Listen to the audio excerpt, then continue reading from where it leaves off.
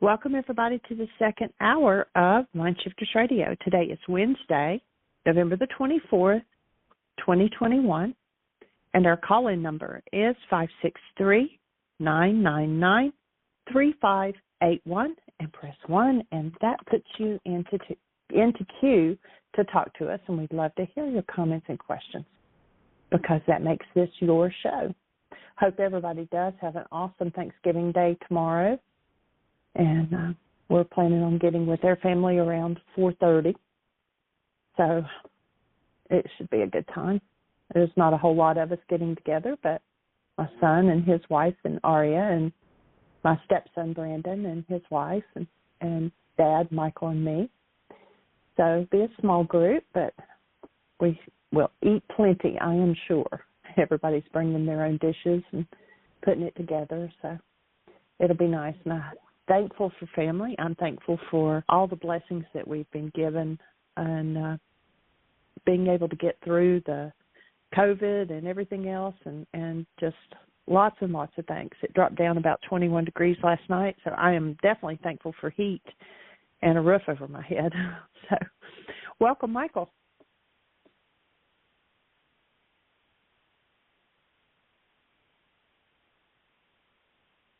Hello, Thank you, Michael. sweetheart. Hello, Jeanie, and welcome, everybody. Honored and delighted that you're here. Happy Gratitude Day to everyone. And, of course, we will be on the show tomorrow at 1 o'clock if you care to join us. And who knows, maybe you'll be around family that will be interested in tapping in and listening. But just a few of the perks of gratitude. And, you can jump on a site, bookstore or Amazon or something like that, and take a look. And there are a number of different gratitude journals. One of the things we started several months ago with Aria, and she just loves to do her gratitude journal, what's she thankful for today. And it's a kid's journal, and it has, she can pick the smiley face or the neutral face or the sad face, and what is she appreciating in her life today. And she gets to draw in it, and we write in it for her. But gratitude, they've shown, there's been a lot of research. The neurological effects include increasing optimism, self-esteem, spirituality, empathy, improves relationships, reduces stress, helps manage stress, improves sleep quality, develops emotional awareness, reduces pain, reduces toxic emotions, anxiety, depression, upregulates the immune system, triggers feel-good hormones, that dopamine, that happy powder kicks in with gratitude. It's been correlated to more vitality, more energy, enthusiasm, and supports people in working harder, being able to do that with enthusiasm and excitement. So overall, gratitude enriches, elevates, energizes, inspires, transforms, and anyone who makes a practice of it will find that several areas of life are improved. Strengthening the ability to deal with tragedy or crisis, improves academics, relationships. So it's, aside from forgiveness, it's one of the most powerful practices you can enter into in order to change your life. So we're here to support you in that.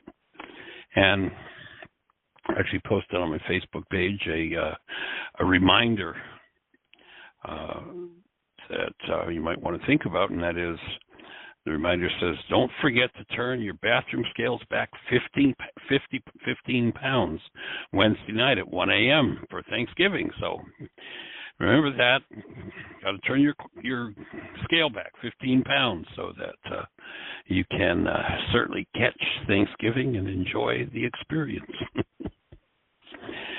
So welcome. Honored, delighted that you're here. And we appreciate, have gratitude for you lending your ears to this process. I was talking to someone this morning that we haven't heard her voice on the show in a little while, and she was sharing that they had spent a whole year, since last year with the whole COVID thing going on and such. They had spent the year planning their Thanksgiving celebration. It was going to include the whole family, like extended, nieces, nephews, cousins, aunts, uncles, parents. And it turned out with all that planning that there was one couple in the whole family system, one of her nephews, that had decided that they weren't going to be vaccinated.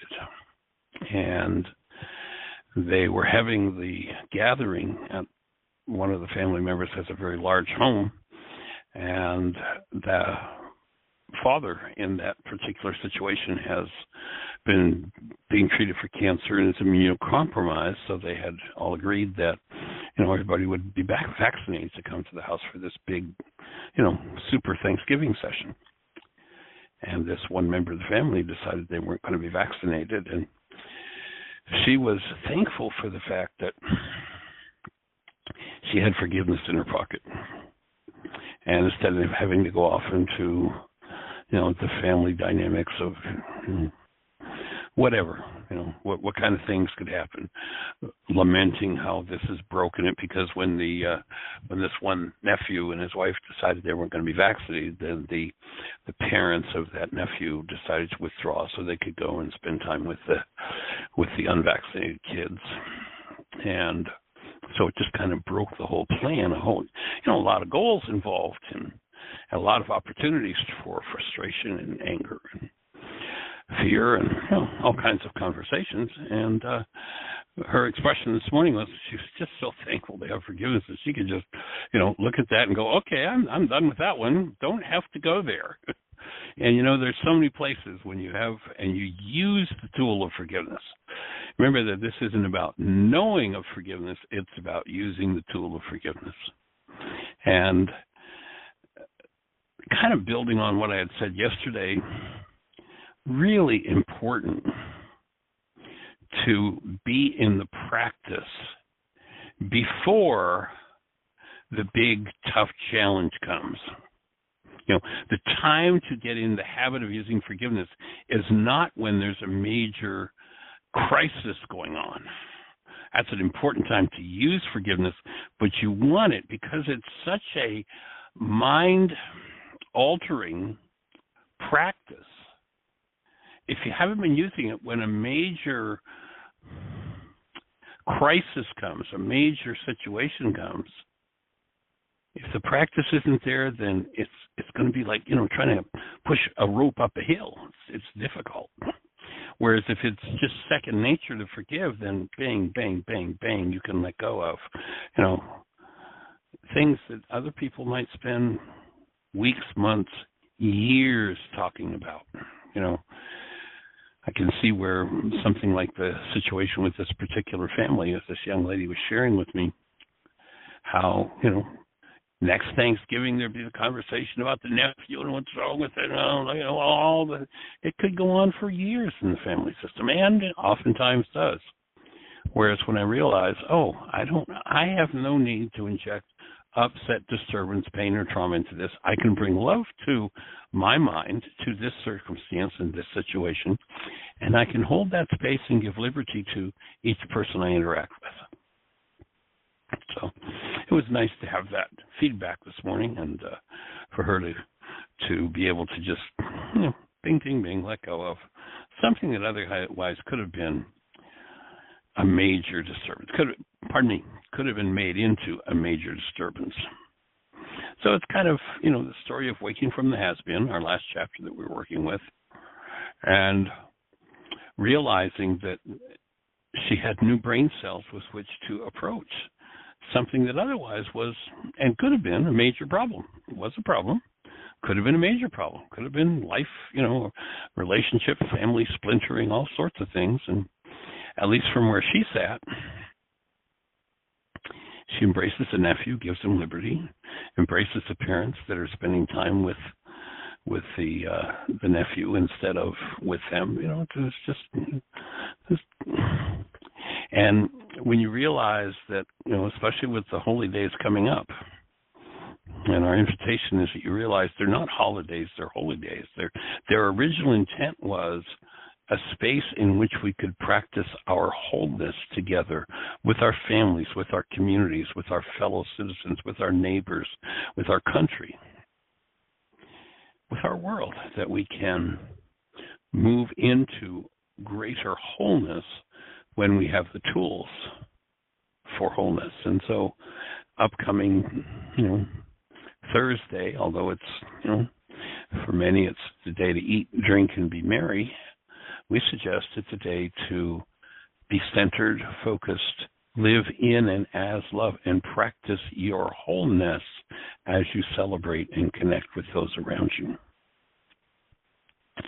And we hold the space that these holy days, the beginning of this season and all through it, when there are oftentimes many challenges, unfortunately, this is a time where suicides increase because of the unresolved family traumas that many people experience.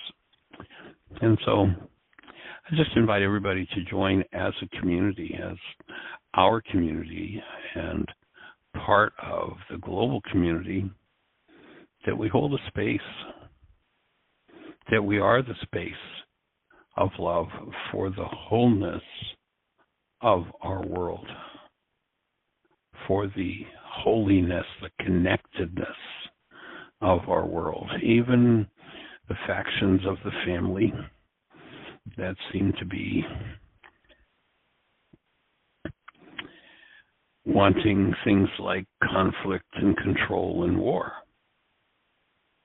Literally, never in my life have I heard so much conversation about civil war than we're hearing in America today. And it's time for us to hold a space for wholeness and be willing to step up and confront what doesn't support the wholeness, either in ourselves or in those around us, hold those accountable that might be doing behaviors that interrupt and interfere, and at the same time be able to hold a connected space of love so that resolution happens. And when you realize in Aramaic, the word neighbor doesn't mean just the guy down the block. The word neighbor means anyone that you think about. If you think about this yourself, the requirement of having a human life. When you go to the Aramaic language, the word law is not the rule of a superior. The word law means the way it works. And they said to Yeshua, what do you have to do to be a human? Well, how does this thing called human life work? What's most important in the law? What's most important in the way it works to produce a human life? He says, not love your neighbor, not love God as yourself. He says, have Rachma, filter in the frontal lobes of the brain that brings love to your physiology, that opens the gateway for love to be present in you, and recognize that if hostility or fear active love is not the active present force, and therefore the whole perceptual apparatus, the body, the mind are lacking in the energy that's designed to run those systems. So restoration is key, and neighbor means, in Aramaic, not just the guy down the block, but anybody that you think about. I remember a comment from a gentleman named Marsh Schumann when he was asked to referee how the dictionary in the Enlightenment book was going to be written. And some of the Aramicists working with the translation of the Kibboros manuscript were saying that the word neighbor means, our culture's definition of, the guy down the block. And Marsh Schumann, who was the equivalent of the Pope of the Church of the East. He lived in Chicago. He was a native Aramaic speaker and had a spiritual lineage that went back generations in his family system. And when he was asked about this word, trying to establish for our youth the most accurate definition of the word neighbor, and in particular, one of the translators was using kind of the westernized American definition of neighbor means, the person down the block. shook his head, waved his hand, and said, "Oh, I know what's bothering him. He's been reading those new dictionaries they wrote in the 6th century, where in essence in the Aramaic they changed the word neighbor from a mental word, and it means anybody that you think about or are aware of or have ever held in awareness. That's your neighbor. And if you want to maintain your human life, you keep love present in your mind when you think of anyone. If you violate that, then your human life is over. That is, the presence of love active in you is blocked. So when the Greeks translate love God, love neighbor as yourself, in Aramaic it's no. It's have Rachma. Keep this gateway, this filter in the frontal lobes of your brain that brings love, human life into your form, open when you think of the Creator, when you think of neighbor. And by so doing, you maintain self, you maintain awareness of who you are as love. And so this is a particularly powerful time of year to enter into the practice of these tools, and we're here to support you in doing that. And we're going to finish the chapter off today from Why Is This Happening to Me Again and What You Can Do About It, my book. We're going to finish off the chapter on what is learning.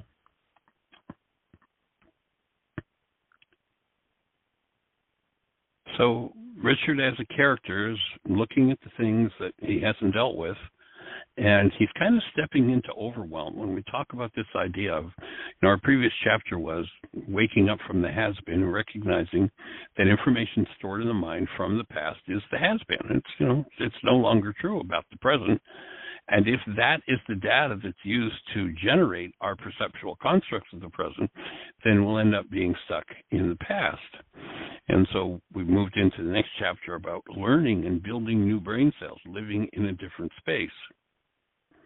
So Richard says to me, I don't agree with everything you've had to say, and some of it doesn't click for me yet, but I've looked at many other approaches, and this one makes more sense than anything I've ever investigated. Richard spoke with an unexpected enthusiasm and sincere appreciation. Putting these tools to work in your life will fill many blanks and answer most of your questions. Let's look at the forgiveness process as it is presented in the reality management worksheet I suggested. Richard assured me he was willing to do whatever it would take and find time, since he arrived at acknowledgement that he knew that was what he was needed. He looked very calm. If you remember, Richard showed up 22 chapters or so ago, leaving his home behind and doing his third divorce, and knowing that the problem in his life were all these women, and all he had to do was get the geographic cure happening, get somewhere else in the country or the globe, and then everything would be okay. And so he's now stepping into the place where he's, having gone through several layers of agitation, resistance, anger, fear, pain, sadness, having done one piece of forgiveness work around, what ended up surfacing, he ended up realizing was an issue with his sister. So he's getting to a place of being calm.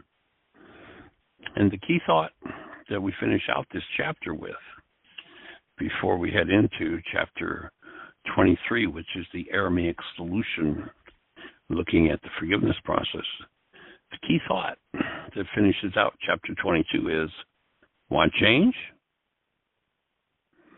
Start with the part you control, yourself. And when you realize that agitation, disturbance, rage, fear, grief, pain, drama, and trauma are all products of a construct in the perceptual mind, once you realize that, then you realize that perhaps you've been living in the has-been. And maybe it's time to put an end to that habit and to live in the present. And the reason we call the present is because whenever you are there, there is an actual gift. There's a present. Now, that present, capital P present, is the presence of active love. It's never gone away from the earth. It's never gone away from any person's life. I don't care if you're talking about Hitler, Mussolini, or any of the politicians we might name in America right now that are raging and destroying. Love is present in their bodies, in their minds, and in their lives. However, we have choice, and if we choose to focus on other energetic patterns, then it can seem as though those things are not available.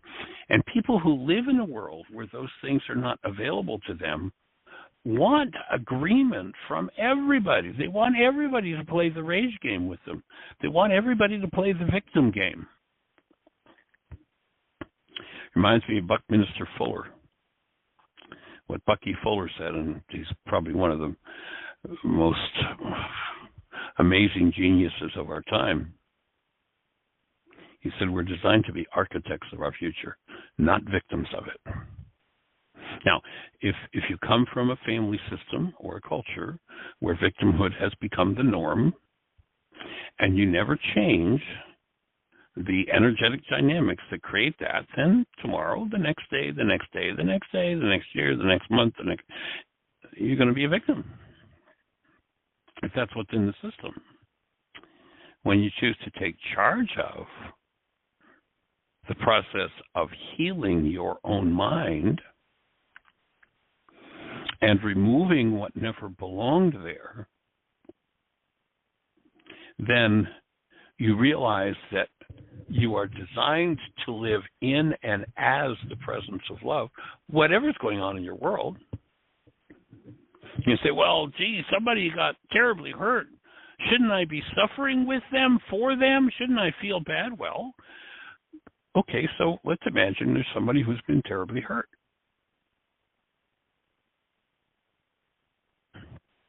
What do you suppose would be most empowering, helpful, useful, uplifting to them, present with them? Would it be your suffering, your pain, your trauma, your fear, your concerns about their future? Would that be the gift you want to hand them on the plate? Or would conscious, active, present love with a mind that can originate differently?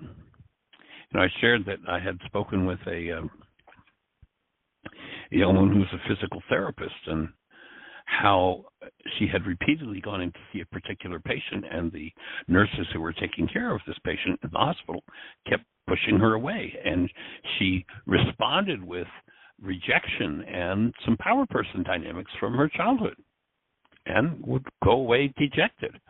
But once she forgave as to that dejection, then she was able to stand in the space, and her mind wasn't crying and complaining about how she's being rejected and pushed away and not wanted there, but rather comes up with a whole new idea of what she could be doing there. And instead of being in the way of the nurses, instead of being a burden, it was like a flash of light went on in her mind. Well, you've got things you need to do. One of the things, was an elderly patient who was handicapped, and let's say, well, we need to get him into the shower and into the bathroom. So get out of the way, physical therapist. And all of a sudden, a whole new possibility arrived in her mind. Oh, I can help with that. I'll tell you what, I'll make the physical therapy visit that I'm about to do about empowering him to get himself into the bathroom and into the shower. several times previously, it had never occurred to her because there was so much pain being served up from the mind, from the past of being rejected. And all of a sudden, a whole new possibility shows up. And that's what happens when I can be still and centered and not stuck in the past.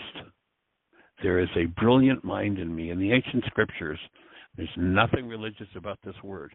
In the ancient scriptures, the mind that becomes available to you was called the mind of Christ. Now, the word Christ has been thought of as a religious idea and the name of a man. The word Christ has nothing to do with a man. It's not the name of a man. In fact, the name is so far off in the Greek translations. First of all, the man that they usually attach the word Christ to, his name was not Jesus. His name was Yeshua. And his name was not Yeshua Christ. Christ is an office in Aramaic. It's like if you've got somebody who's the mayor of the town, his name is John. If his first name is John, it's not John Mayer. It's the mayor named John. Mayer is not his last name. It's the office that he held. So in Aramaic, the word Christ actually quite literally means it was one who was anointed with oil, was the buttered one or the oiled one. Someone who lived in the mind of love, which is quite literally the mind of the Creator. It's our birthright to live in the mind of love, was called a Christed one. They would anoint that one with oils, a buttered one, butter, literally the oil. So when she came to the therapy session with this particular gentleman, with her past and her interpretation of being rejected and put down and not being good enough, that nullified the mind of love in her. As she weakened that old mind through forgiveness, and remember that forgiveness means removal. It doesn't mean letting other people off the hook. So when she was able to forgive as to her disturbance and upset for being rejected, what her perception said was rejection, all of a sudden, a whole new mind with a whole new set of ideas came forward. And it was like, well, you can help us and help him. You can take your therapy session and make it about him, how to get him out of the bed, how to get him to the bathroom and into the shower. Come on in, baby. Come on in. There'd been no rejection. It was just nurses in overload that, don't get in our way. And that equated to, from carbon-based memory, rejection. Once the mind of Christ in her was active, once the mind of love, literally, the mind of love is the birthright for each of us, a whole new idea became possible. Out of that mind, we can become architects of our future. And so we are here to support each and every one, including ourselves, in becoming more conscious architects, in becoming more conscious as co-creators of our world and of our lives. And that we are in that co-creation process with all of our neighbors. There's lots of conversation about certain ethnic groups, lots of deriding comments about, let's say, the Chinese. If you think of the Chinese premier or the Chinese military or the Chinese farmer, they're your neighbor. You will live in the mind of love if you have Rachma for that neighbor. And it is that mind that brings totally new creative possibilities to the world. It's got nothing to do with religion. It's got nothing to do with what you do on Sunday morning. So we're here to support you. We're here to learn ourselves because we all have a past. We all have this reactive mind that just wants to play out whatever's in it. And we all have this capacity to tap into conscious, active, present love. And instead of living in the has-been, build new brain cells from being, from that state of love. And when those new brain cells come in, the has-been changes and the creative process changes. So delighted and honored that you're here to be part of this conversation. And Miss Jeanie, we're about the halfway point in the show, so time to switch from monologue to dialogue. And if you're out there in listener land, if you're on one of those stations where we can't see you, we're syndicated in many places that we cannot access directly through our control panel, and therefore you can't ask us a question. But if you're out there in one of those syndicated stations that you're listening on, or podcast systems, or whatever it is, if you want to talk to us directly, you just call the number 563-999-3581. If you call that number, you'll be listening to the show on your phone. And then if you hit your keypad and hit 1, we'll send a signal that puts a hand up in the control panel that Jeanie's looking at. She'll see your area code and introduce you by your area code, and we will be having a conversation, and we would love to have a conversation with you. So if you're out there in listener land, how can we support you? What's on your mind? Miss Jeanie, do we have anything happening in the chat room or anybody in the phone queue with a hand up? Nobody has a hand up. Bob is with me in the chat room from Australia, and hey, Bob. I just told him, I was thankful for him. And he says he comes here to connect with another island of sanity. I hear you, Bob, loud and clear. I'm glad you're down there holding the space, or up there, whichever way we wish to turn the map. So it's awesome to have you as part of the team, and just knowing that you're there holding the space is pretty awesome. Several years ago, there were actually some people from Unity that were from Australia that did my work and took my work to Australia, and there were invitations back then to get down there and do some teaching, but things opened up so much here in the West Coast and then in Europe that just never made it there. So, but thanks for being there to hold the space, and I look forward to the day I can get your book in print and get to read it. So, and beyond that, Miss Jeanie. He says, the kingdom of heaven dwells in all of us, and I'm glad that I found my way there. I am a human being, not a human doing. Just being requires no thinking or doing. I said, you are right. I'm with you. 200%. And when all of our actions come from being, I love how Gandhi takes that to the next level. And Gandhi says, if you want potatoes, you got to use the hoe. So when the being or the doing that we do engage in is based in love, it's a whole different outcome than when it's based in the driven mind or the controlled mind. There are three sources for our lives to come from. And one of them is, in fact, there was a book out a few years ago called The Purpose-Driven Life. It's like, I'm not a cow, thank you, I don't need to be driven. And we can be living in that place where we're driven or where we're controlled. Or we can come from inspiration, where that inner tutor brings new possibilities that carbon-based memory can't even conceive of. And people who are locked in carbon-based memory can't even fathom that that's possible. With these tools, it becomes not only possible, but the only way to go. So, glad you're with us, sir. Delighted, honored. So do we have anybody else out there in the phone queue with a hand up or anything happening in the chat room, sweetie? We don't. That is it. So someone press 1. We've got 25 minutes. Oh, a hand just went up. I believe that it awesome. Is Dusty, 904. You're on the air.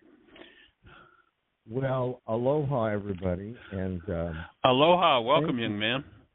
Well, I appreciate it. And I'll tell you what, when you started off with gratitude, you just hit my bullseye of what I needed to hear, and I appreciate that so much. It's visceral.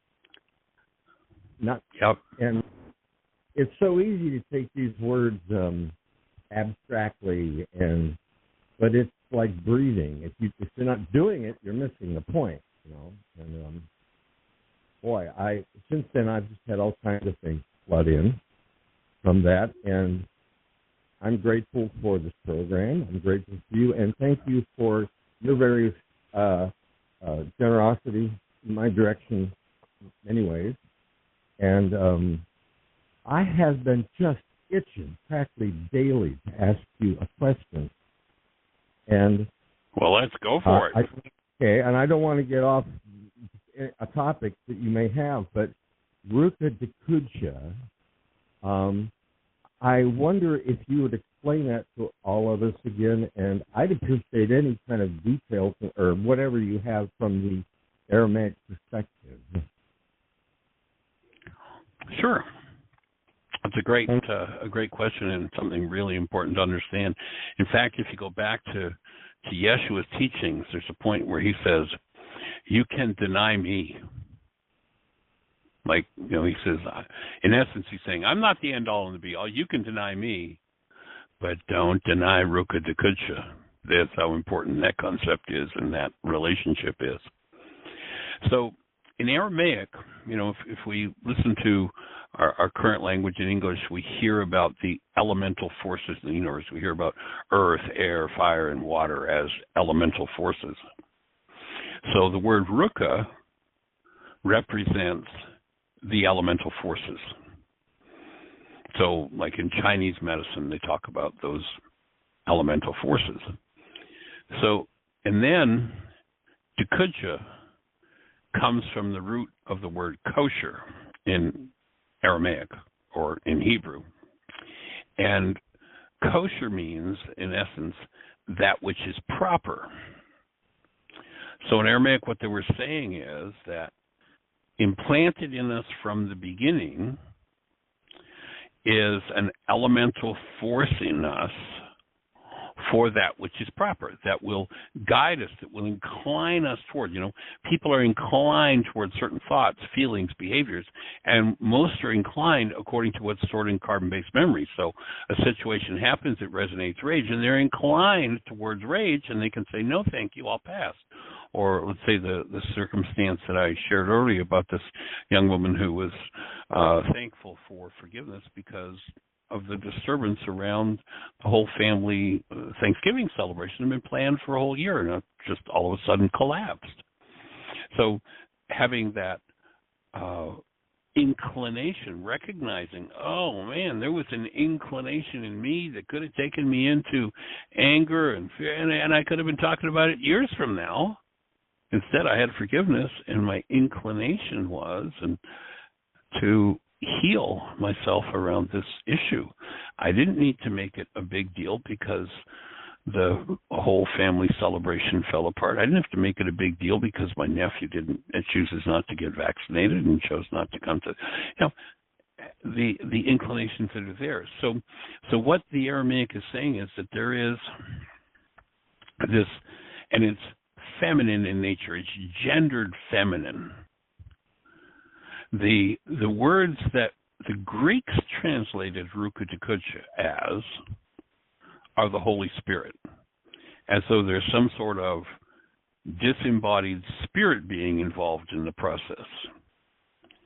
But in fact, it's a feminine elemental force that exists in us, and that feminine elemental force has two main functions.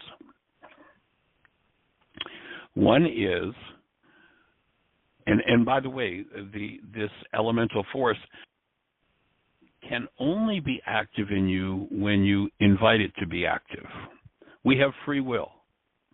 If I say, I don't want no elemental force interfering with my life, I have my own will and I know what I'm going to do and I'm going to run the whole show, bingo, okay, you can deny it, you can stop its action in you. You have free will. But once you recognize that it's there, then there are two main things that when invited into activity, it will do. One, it will undo the effects of your errors.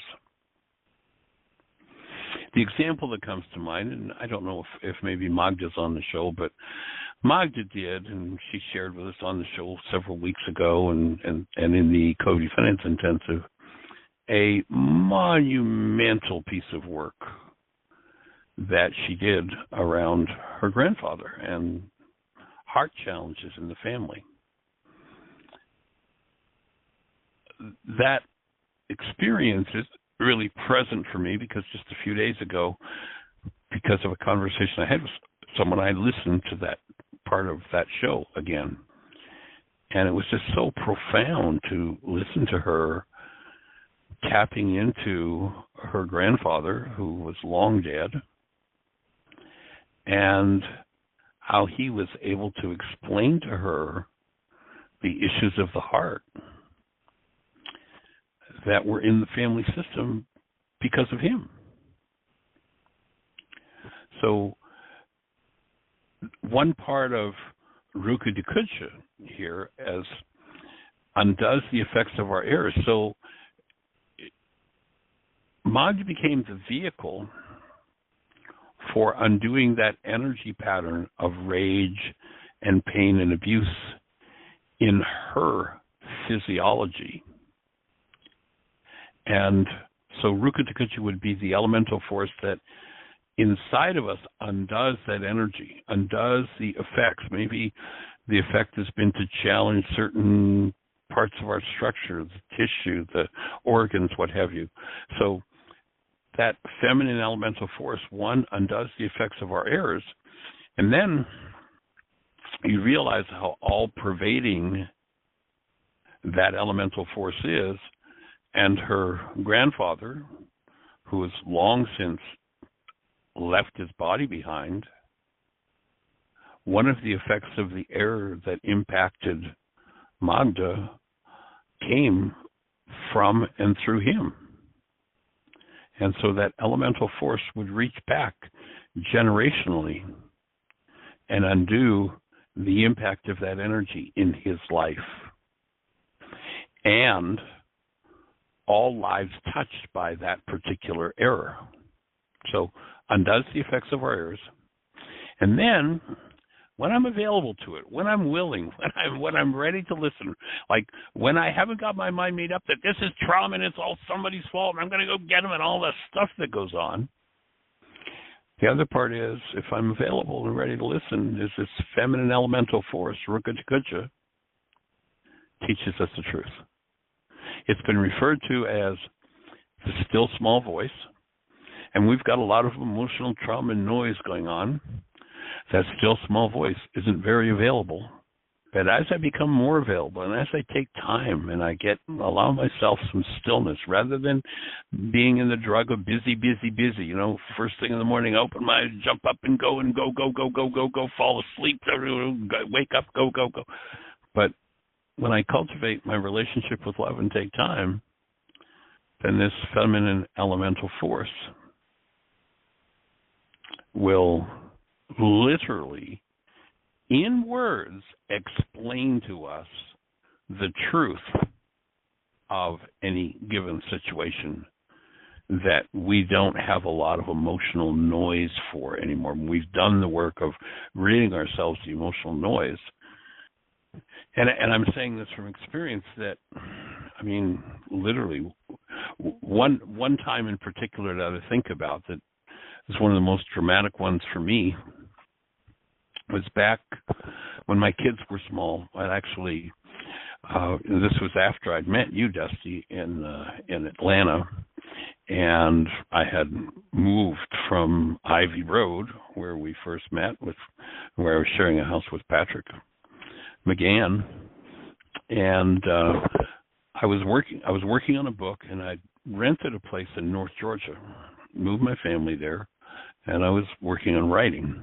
And on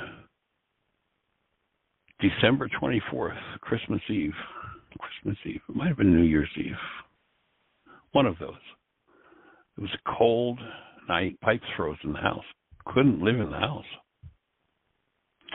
And what are we going to do? It's going to take weeks to get the pipes redone. Pipes broke.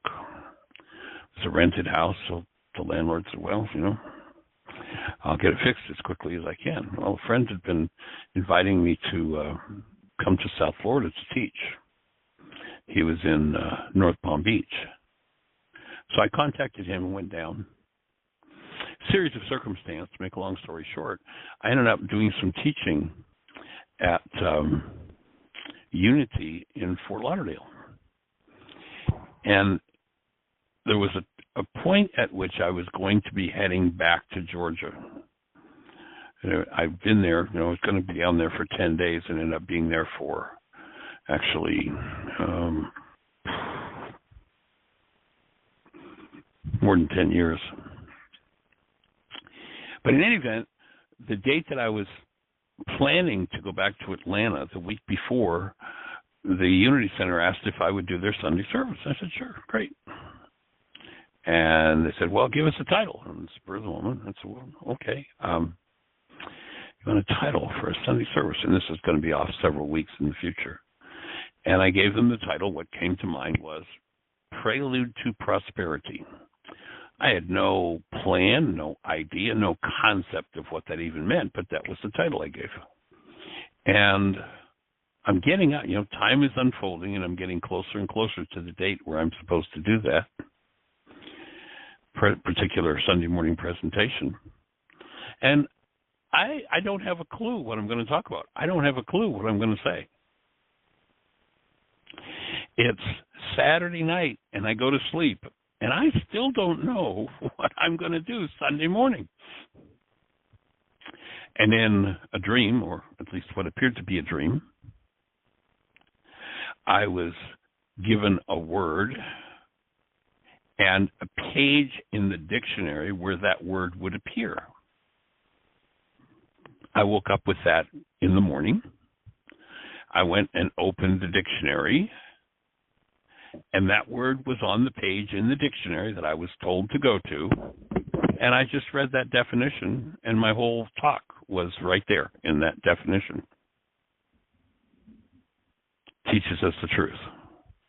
I could give you 1,000 examples since then of things that my intellect, my carbon-based memory or has-been had no clue about, but when I was open and receptive to it, bang, it was just handed to me.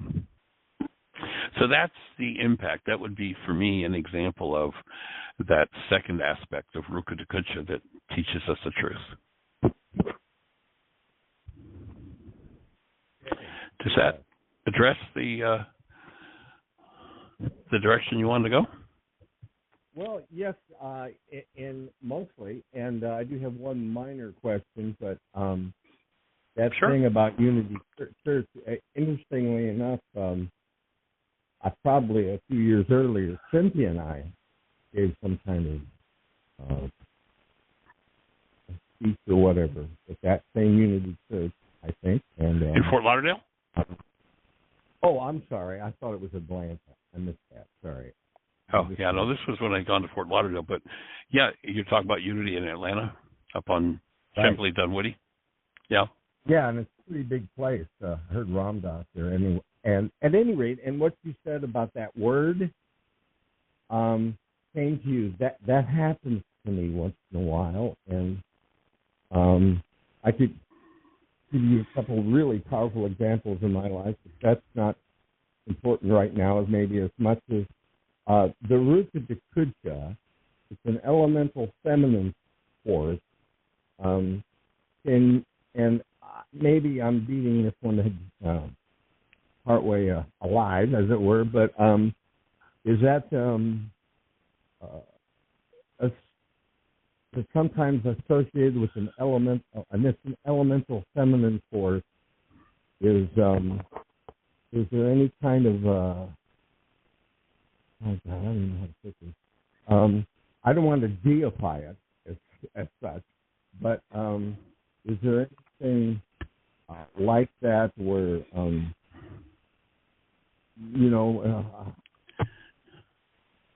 don't know how to word this. Like,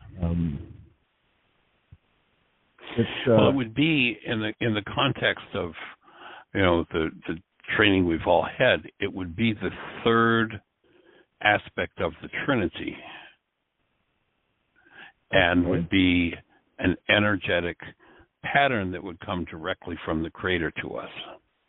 Okay, yeah, right, exactly. And that's why it became called the Holy Spirit. That was the misinterpretation, that it became the Holy Spirit. It's literally, if we listen to those ancient teachings, you hear it said that in Him, personalizing the Creator, in the Creator we live, move, and have our being. And if you think about moving through space at 7,000 miles an hour, which is what we're doing right now on this globe that seems to be standing still, then coming out of the same quality of energy field, made in the image and likeness of that energy field, knowing that when two energy fields intersect and one is moving through the other, there's an exchange of energy.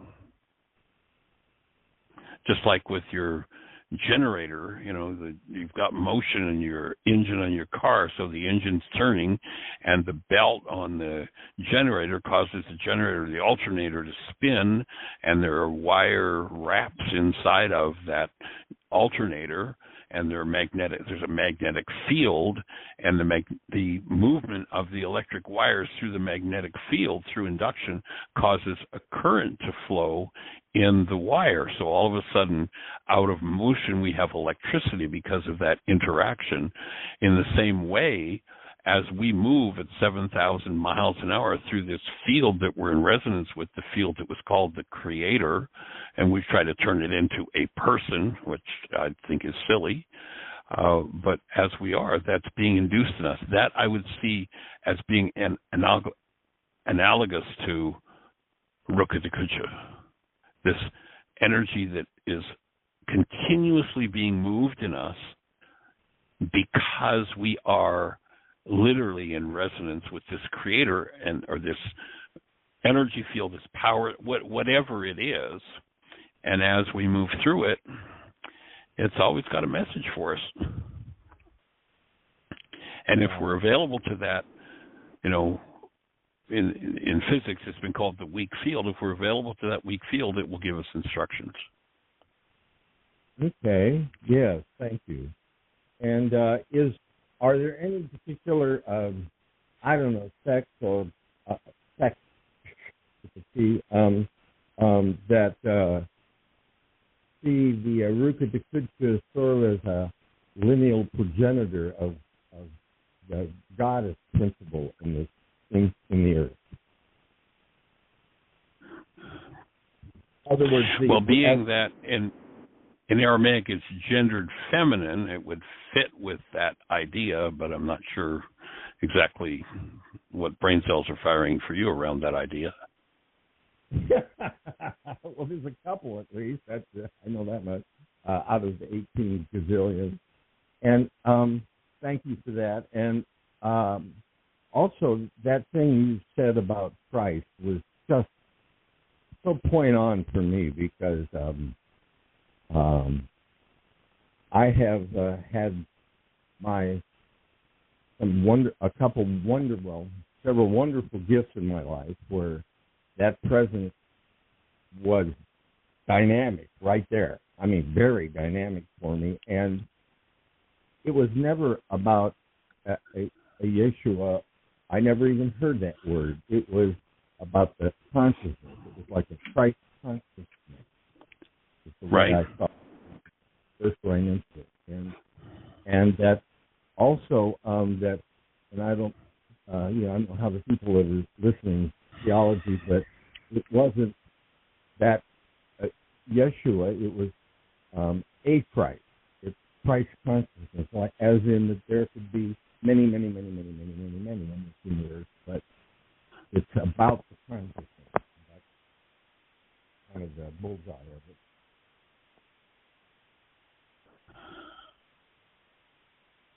So it was nice to hear. It was nice to me to hear.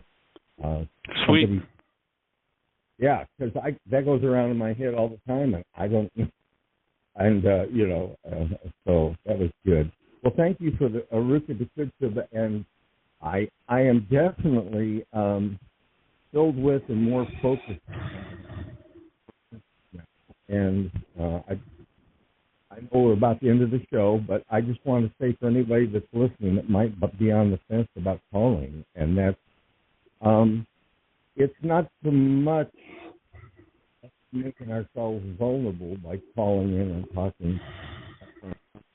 I have found that it's a bit cathartic in a way, and helps folks. Of course, I live alone too, but helps me with my focus. And so, mahalo, bro. Delighted to connect with you, my friend. I hope that your holy days this year are awesome and a blessing, and that you continue to be a blessing in the world of the people that you touch. Thank you much, Lee. Ta-ta. All right, awesome. Take care. Mahalo. We have another caller, and I believe this is Bob from Australia. Welcome. Oh, sweet. Hello, can you hear me? G'day, mate. Can you hear me? You're okay? loud and clear. You're loud and clear. Oh, good, because I didn't hear the unmuted at my end. Yeah, well, thanks for being there, guys. You know, it's for me, life is so surreal at the moment. It's like I'm sort of living in a parallel universe because, you know, I see all the corruption and chaos and fear going on out there, and yet I'm as what was that? I'm as calm as my dog in his basket, you know. And yeah, I'm so glad to finally publish my book, but it's the beginning of another journey. Now I've got to learn how to promote it and all that sort of blah blah. But what I would like to share is within the silence of my heart, I found a place I call my knowing, and my knowing has no words. It's just a feeling. It's a feeling of contentment. It's a feeling of invincibility. And yeah, that's probably why I feel so calm. And I've got my life down to being really, really simple. I have 3 words that are the beacons for my life. And the first one is integrity. That's the big one that goes up on the board. And then below that is the word KISS, which is keep it simple, sovereign. And then something that I created, which is the SUE principle, which is I believe everyone is SUE, and that's sovereign, unique, and equal, and everything else just flows from that. So those are the 3 guiding beacons for my journey. And oh dear, you know, one of the reasons through that place of my knowing, I've come to realize that the consciousness is evolving, you know, and the evolution of consciousness is exponential, and we've just turned the corner, which is why things are getting more hectic. But I take great comfort in that because our ascension is inevitable, because we are part of consciousness, and the consciousness is ascending, and you know, so there's nothing to be afraid of. I'm just grateful to be alive at this time. I'm grateful to be alive at this time to witness this change, growth of the human species. So, yeah, there's nothing to be afraid of. It's definitely an exciting time, isn't it? Yeah, it's like grab your popcorn and I'm with you. Back and watch the show. Go for it. Well, I join you in that gratitude, and we are down to the last 30 seconds or so. But it's a delight to connect with you, Bob, and thanks for linking the energy all the way from America to there and touching everybody in between and holding you in a blessing. No worries, mate. Well, you know what they say, talking about lighthouses, they build the brightest lights on the darkest shores. There you go. Let's go for it. All right, well, we're just about complete. The show's going to cut us off. Everybody, remember to turn your bathroom scales back 15 pounds tonight for Thanksgiving, and have the best year yet of your eternal life. It's an awesome gift to give the world. Blessings. Bye-bye. Thanks, Bob.